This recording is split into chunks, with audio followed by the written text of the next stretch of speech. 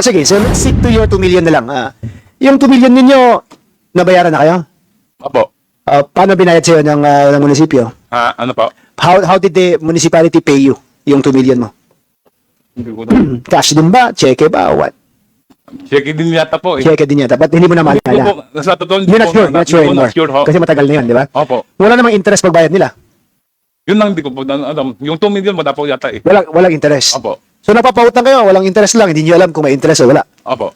Hindi pa Hindi, utang. hindi ako sure talaga. Hindi pa ako sure. Hindi ka sure. So yun, tulong mo lang at si Mayor naman nagpasalamat lang at binayaran kayo na walang interest yung pautang ninyo sa munisipyo. Opo. Okay. So, Work system was operating with income po. 5.8 million po yata yung net income nila. Mr. Tan, 5.8 million daw yung kinikita ng water district before nag-take over si Aquadata. Who's the council? Attorney Briones? Yes, Your Honor. Corsec ka ngayon, ano? Yes, Your Honor. Narinig mo yung Solgen, di ba? And the explanation of the Solgen na dapat the reclassification should have come prior to the development of that particular place. Yes, Your Honor. Anong mangyayari ngayon sa situation na yan?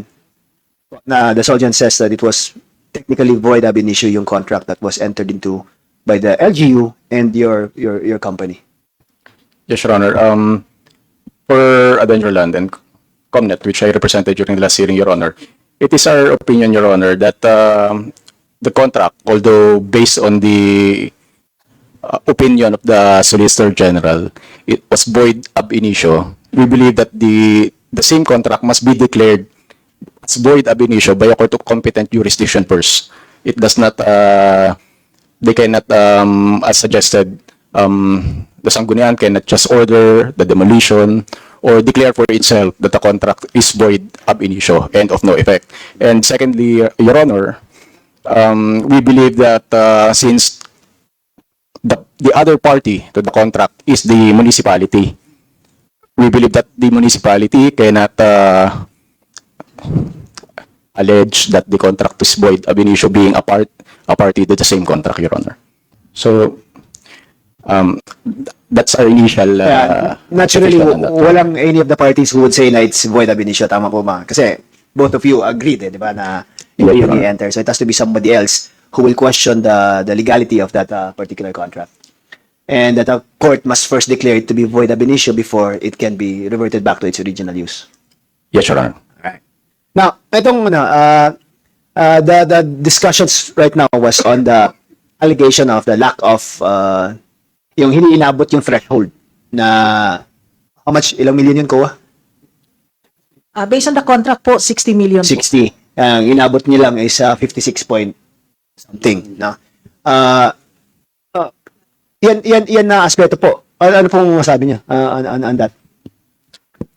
Yes, we believe that 60 million refers to the investment or total investment on the property, Your Honor. So not just the cost of the structure. We believe so, Your Honor, because the wordings of the Memorandum of Agreement refers not just to the infrastructure, Your Honor. So other than the infrastructure itself, may iba pang ginasto si Adventureland. Yes, Your Honor, because it's a hotel. So aside from the infrastructure, the furniture, the fixture, and other expenses, were not yet included in the 56 million being referred to in the audit findings, Your Honor. How was it worded, yung 60 million threshold portion? Kayo lang na portion po, if you can just enlighten me. For a moment, Your Yes, sir. Honor. Yes, madam.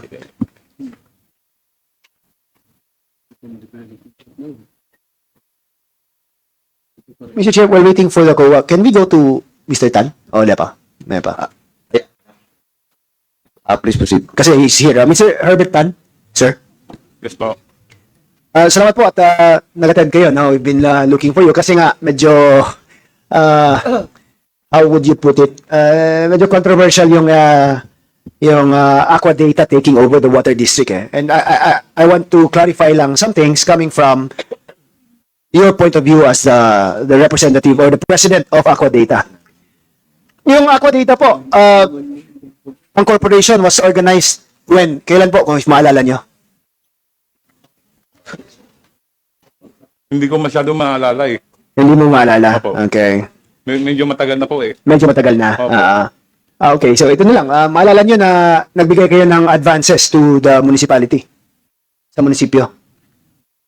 Advance. Nagbigay kayo ng 2 million din na advance or something una. Nung una, meron ho. Meron. Po. Ang 2 million na yun, maalala nyo ba kung kailan nyo binigay? Hindi din. Hindi na. Sa Okay. totoo lang ho, sobrang tagal na po. Oh, okay. Sige lang, okay lang. But you confirm na binigyan nyo ng 2 million si Mayor. Hindi ho. Hindi Ang ho. LGU, Hindi ho. LGU. LGU po. Oh, para bayaran yung kuryente ba yun or something? Yes po.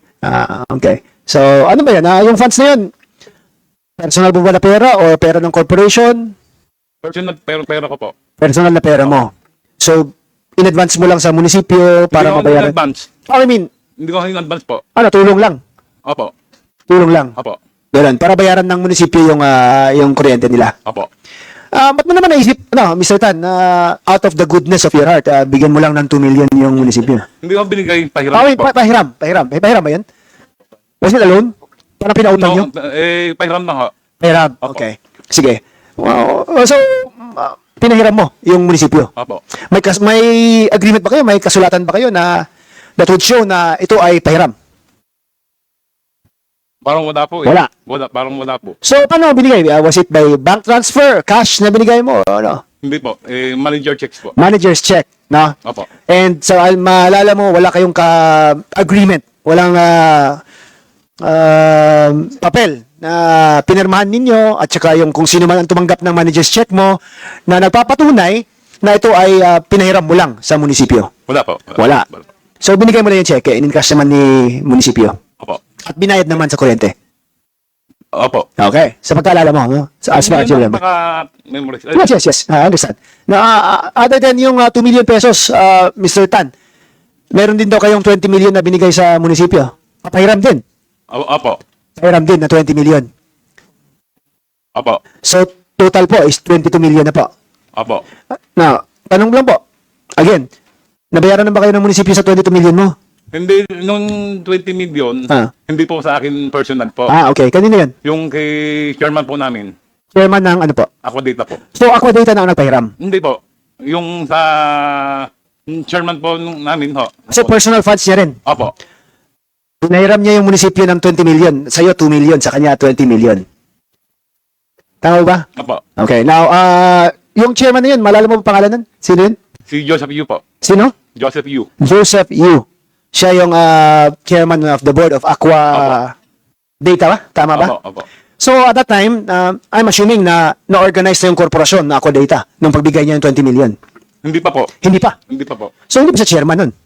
Hindi. Siya nag-ano po na ano ba yun? Ano yun? Nagpa-utang ho. Okay nga, but hindi pa na-organize yung Aqua Data. So, wala pang Aqua Data at that time. Opo. So, personal niya rin na pera yun. Opo. Personal na. Pinahiram din sa munisipyo. Opo. Wala ka namang alam kung may kasulatan to or like agreement na it will show na utang to. Sila pong makausap po yun eh. Ano yun? Sila pong makausap na po yun. Hindi ko naintindihan. Pakilapit-lapit lang po yung Sila pong makausap po. Sila po Lapit po ang mag-usap. microphone, please. Sila ng mayor or something. LGU po. LGU. LGU ang kausap. Okay. Now, sige. So, let's stick to your 2 million na lang. Yung 2 million ninyo, nabayaran na kayo? Opo. Paano binayad sa'yo ng munisipyo? Ano po? How did the municipality pay you yung 2 million mo? Hindi ko na. Cash din ba? Cheque ba? Or what? Check din yata po eh. Cheque din yata. Ba't hindi mo naman Hindi ko na? po, sa totoo, You're not sure. Not sure hindi ko anymore. na sure ho. Kasi matagal na yun, di ba? Opo. Wala namang interest pagbayad nila. Yun lang hindi ko po alam. Yung 2 million wala po yata eh. Walang interest. Opo. So napapautang kayo, walang interest lang. Hindi nyo alam kung may interest o wala. Opo. Hindi pa utang. Hindi ako sure talaga. Hindi pa ako sure. Hindi ka sure? Okay. Opo. Okay. Pero negosyante po ba kayo? Negosyante kayo? Opo. Negosyante kayo? Opo. Anong business nyo po? Hardware ho. Hardware. Pinapautang ka rin ng mga suppliers mo sa hardware. Opo. Usually may term siya, di ba? 30 days, 60 days, o Opo. ano ba? Nakakautang ka naman. Opo. Tapos binabayaran mo rin. Opo. Okay. So, just like dito sa munisipyo, so out of the goodness of your heart, pinautang mo ng 2 million para mabayaran yung kuryente at para magpatuloy po yung serbisyo ng munisipyo. Tama po ba? Opo. Okay. Ano ang relation mo with Mayor Dolor? Kaibigan ho. Kaibigan mo. Opo. Since when? Matagal mo ng kaibigan to? Hindi ho. Hindi. Hindi masyado. Hindi masyado. But at the time nung pinautang mo yung munisipyo, Kaibigan ko na po. Kaibigan mo na. Opo. Alright. Ano naman na siya ba kausap mo nung pag-decide mo na tulungan yung munisipyo? Hindi ho. Sino kausap mo? Si former mayor po. Yung former mayor. Opo. So hindi pa si Dolor ang mayor that time. Dolor din ho. Dolor. Kaano ni current mayor po? Tatay po. Tatay niya. Okay. So yung anak ang kaibigan mo at yung tatay ang Kaibigan ko yung tatay. Kaibigan mo din yung Opo, tatay. yung tatay yung talaga kaibigan ko. Okay. So sige, so, since negosyante ka sa area na yon, minabuti mong ipahiram muna ng 2 million para hindi maputulan ng kuryente yung munisipyo. Ha? So nung Aqua Data nung tinayo ng Aqua Data, incorporator ka ba? Opo. Ha? Opo. Opo. So member ka ng korporasyon na yon. Opo. So hindi pa kasama sa usapan nyo with Mayor Dolor, the father, at that time na may interest yung Aqua Data sa pag-acquire ng water district. Wala pa po ako dito po. Wala pa Aqua Data that time. So ano mo lang, sarili mo lang na as a businessman na nagpapautang ka, walang interest sa munisipyo para hindi maputulan yung munisipyo ng kuryente. Opo. Tama. Okay. Now, itong mga pautang mo, walang agreement, no? Sa pagkaalala mo, walang Baka ano ko po. Yes, oo. Kung meron ho, di Okay. sasabihin ko ho. So, sa pagkaalala mo naman, walang ordinansya ba, walang resolusyon ang sanggunian na ino-authorize yung mayor na magtanggap ng natanggapin yung 2 million na pinautang mo sa kanila. Wala po. Wala. So, usapang kaibigan lang na pautang ko to. Bigay ko to sa munisipyo para mabayaran yung kuryente. Walang interest to, di ba? Sabi mo? Okay. No. Kailan ka nabayaran ng munisipyo? Was it before or after na-organize yung Aqua Data at before or after pinaalam ng Aqua Data na may interest sila sa water district? Hindi ko maalala. Hindi mo na maalala? Sa tagal na po. Sa tagal na, Opo. di ba? Pero yung utang mo, yung utang ng munisipyo, tumagal ba o madali lang nabayaran? Dali lang nabayaran? Parang ho. Parang what? Parang mabilis lang ho. Mabilis lang. So, yung 2 million na ibalik agad sa inyo. Ha? Opo. Okay. Now, sa pagkaalala niyo po, yung Aqua Data, magkano bang ang amount ng pag-incorporate nun? Yung initial capital ng Aqua Data, kung maalala niyo. Hindi ho ba Hindi mo na maalala. Magkano ang in-invest mo dun sa Aqua Data, kung maalala mo rin? Hindi ho maalala. Hindi mo na maalala. So, hindi mo maalala yung investment mo, hindi mo maalala kung kailan ka binayaran ni Mayor, at hindi mo rin maalala kung kailan kayo nagka-interest yun sa... Medyo matagal na po. Yeah, I understand. I understand po. I'm not saying na, I'm just saying na medyo matagal na at hindi mo na maalala. Yung specific dates, kung kailan ka binayaran at saka yung ano. Now, ito lang yung question ko. No?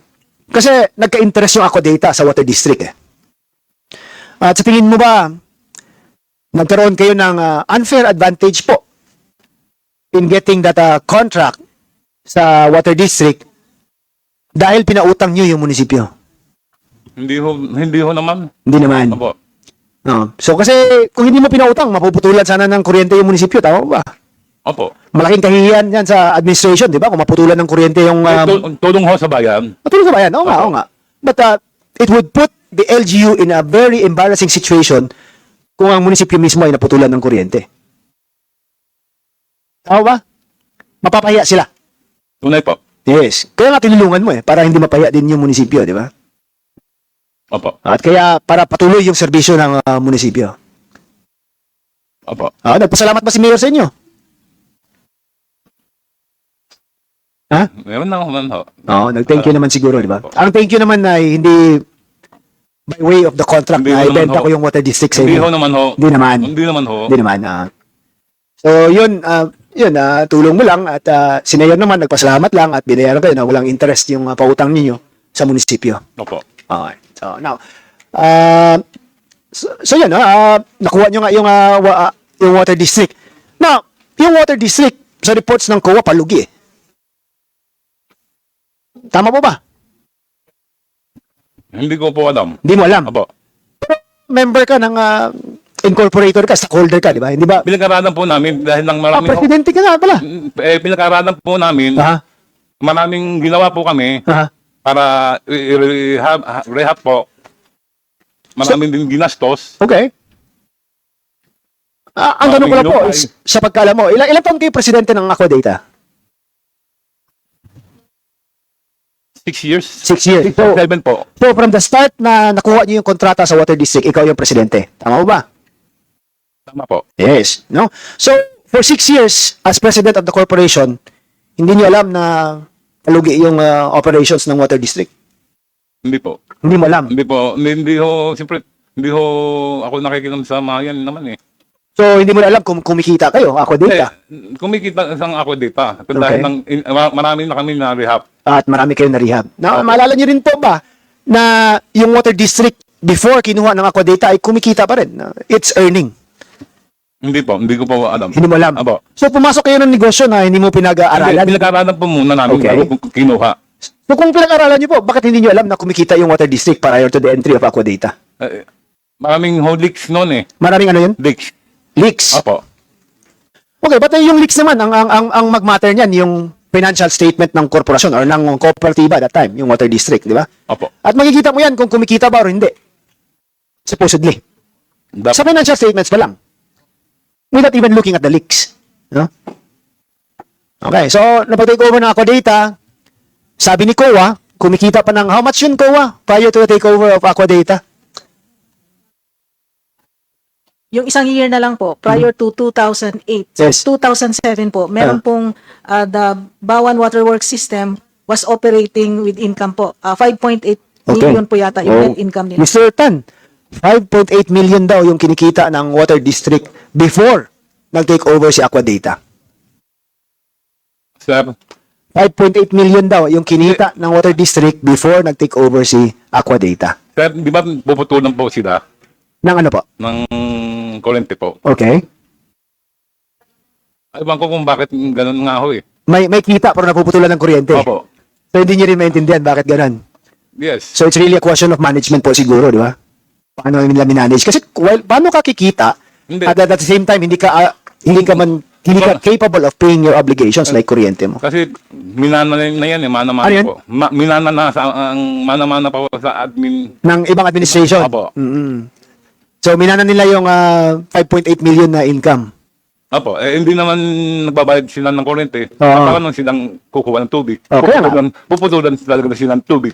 Kaya nga po, but sinabi ni COA may kitang 5.8 million. So ang question po nito is mismanaged po sila, siguro. Kasi bakit siya kumikita ng 5.8 million at hindi niya mababayaran yung kuryenteng 2 million lang? Baka po. Yes. Ano, kaya pumasok si Aqua Data. Opo. Kayo ano propose na pasukin natin yung Water District? Hindi po, nakapaskid ho. Naka ano? Nakapaskid po. Okay. So na may notice na i-bid out itong, ibibenta itong Water District. Opo. Nakita nyo na siguro it's a way to help your municipality din. Hindi, may consultant po kami doon eh. Okay. Anong sabi ng consultant nyo? Pinag-aralan po nila. Pinag-aralan nila. Opo. Na ano to, magandang opportunity to, business opportunity. May opportunity that po.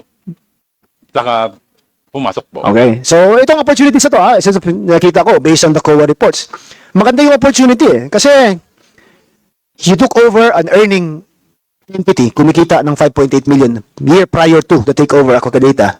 And at the same time, sa kontrata na yon, si LGU pa ang babayad ng personal services. Sweldo. Tama mo ba? Hindi ho, ang pagkakamali daw ng lang ho, yung una, gusto kong kunin yung mga resibo, tao, hindi lang pumayag ang treasurer. Gusto mong kunin yung ano? Ulitin nyo nga po. Yung pasweldo ng tao, at saka yung sweldong tao, sabi ko, gagamitin na yung sa amin. So ikaw pa ikaw pa yung nagsabi sa treasurer na kami na magpapasweldo sa mga tao? Hindi po. Ano? Yung tao ko pong gagamitin na po. Tao mo? Opo. So meaning, hindi na employees ng Water District? Hindi ho. Opo. Okay. So, Ayaw pumayag po si Tres. Wala daw band. walang ano? Walang band. Walang band ang Opo. ano po? Ang tao namin. Tao. Ninyo. Opo. Ilang tao po yun? 4 po. 4. This is to take over the functions of yung personnel, no? Yung Opo. mga nagpapatakbo ng day-to-day operations of Opo. the ano. So, ang ending po, is ang munisipyo pa rin ang Yes po. nagbabayad ng sweldo. Ng mga taong 4 na. Opo. Kasi hindi sila pumayag. Hindi ho sila pumayag po eh. Hindi sila pumayag at nag-insist sila na sila pa rin babayad sa sweldo. Tama mo ba? Opo. Sabi ko kay treasurer, sa amin na nga. Oo. Para less na kanina function po. Oo. So, jackpot kayo nun. Kasi, binili niyo na yung korporasyon, Hindi, sila pa rin nagbabayad ng hindi sweldo. ako binili pa. Ano na? Management contract pa po yun. Oh, management contract. Kaya nga, Hindi pa nabibili po. hindi pa nabili at that time. Opo. Ba't jackpot pa rin? Kasi di ba, yung munisipyo pa rin nagpapasweldo eh. So, advantage yun sa inyo. Kasi hindi nyo pinapasweldoan yung 4 na tao na sinasabi mong gusto mong palitan sana. Opo. Di ba? Ilang taon yun na yung munisipyo nagpapasweldo? 2 years na po. Ano? 2 years. 2 years. So, 2 years kayo... Nung baalala ko po, Hindi ko sure. Hindi exact. Hindi ko exact yung price. I understand, sir. Tatagal na po. Kasi matagal na, Opo. di ba? So, sa pagkaalala nyo, parang 2 taon kayong nag-i-enjoy na yung mga personal po, ng Water District. Hindi naman nag-enjoy ho. Oh, anong tawag mo dun? Hindi naman nag-enjoy. Ano ang tawag mo dun? Eh, yung gobyerno nagpapasweldo sa tao na tinake over nyo sa management contracts. Anong tawag nyo po? Sir? Gracia, ano ba? Hulog ng Diyos. O ano ba? Ang tawag. Ah, hindi naman yun. Like taking undue advantage of the government who is so kind and generous to you na sila pa nag-insist na sila patuloy magpapasweldo sa mga taong yun for 2 years. Hindi ba yun unjust enrichment po?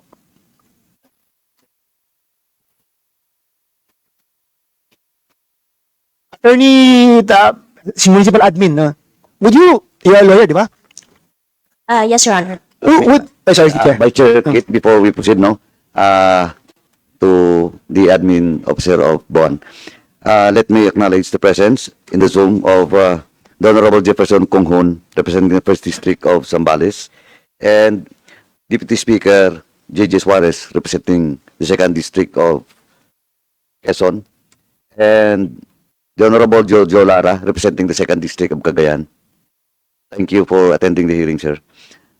Now we have a quorum. We have now 10 members present.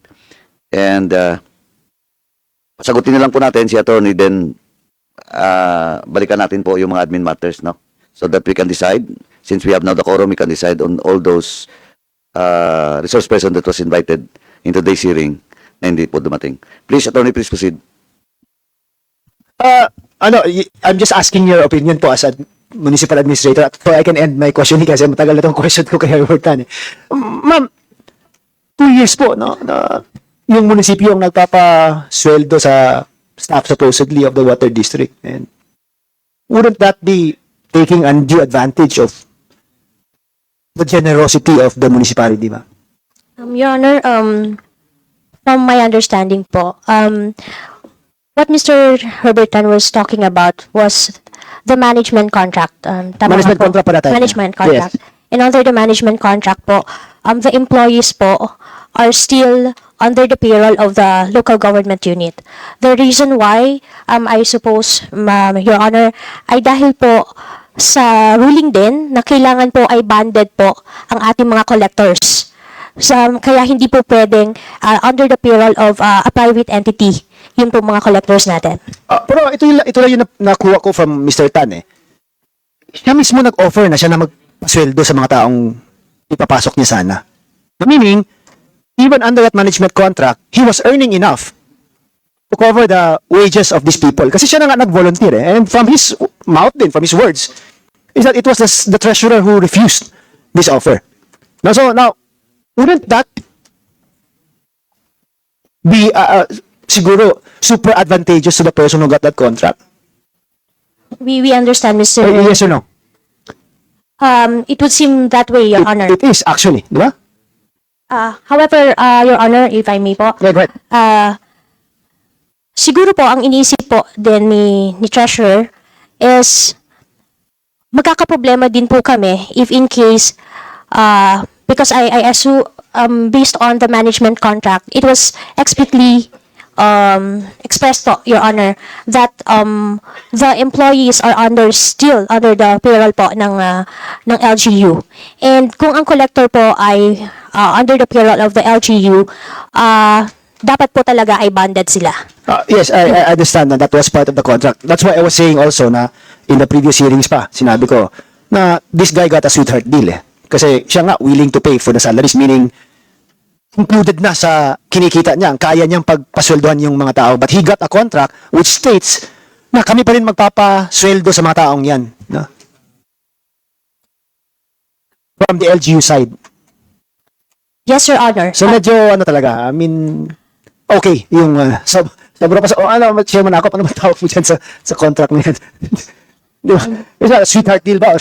Yes, it's a sweetheart contract, di ba? Na everything is in favor of the party na pumasok into that contract, no?